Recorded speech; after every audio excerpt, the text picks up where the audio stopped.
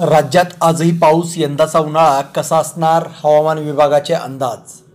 गेल्या जवळपास आठवडाभरापासूनच राज्याच्या विविध भागांमध्ये पाऊस आणि गारपीट पाहायला मिळत आहे। यामुळे शेतीचं मोठ्या प्रमाणात नुकसान झालं असून शेतकरी हवालदिल झाला आहे। अशातच आता हा पाऊस राज्याच्या काही भागांमध्ये आणखीन 24 तास राहणार असल्याचा अंदाज आहे। विदर्भ आणि मराठवाड्यात पुढील 24 तास पावसाचा अंदाज वर्तवण्यात आला आहे। विजांच्या कडकडासह आणि ढगांच्या गडगडासह पावसाचा इशारा देण्यात आलेला आहे। दरम्यान यंदाचा उन्हाळाही चांगलाच कडक असणार आहे। यंदा उन्हाळ्याची तीव्रता जास्त जाणवणार आहे। मार्च ते मे या 3 महिन्याच्या कालावधीत देशभरात तापमानात सरासरीपेक्षा जास्त नोंदवलं जाण्याची शक्यता आहे, तर महाराष्ट्रासह दक्षिणेतील राज्यांमध्ये सरासरीपेक्षा जास्त उष्णतेच्या लाटा येण्याची शक्यता वर्तवण्यात आली आहे।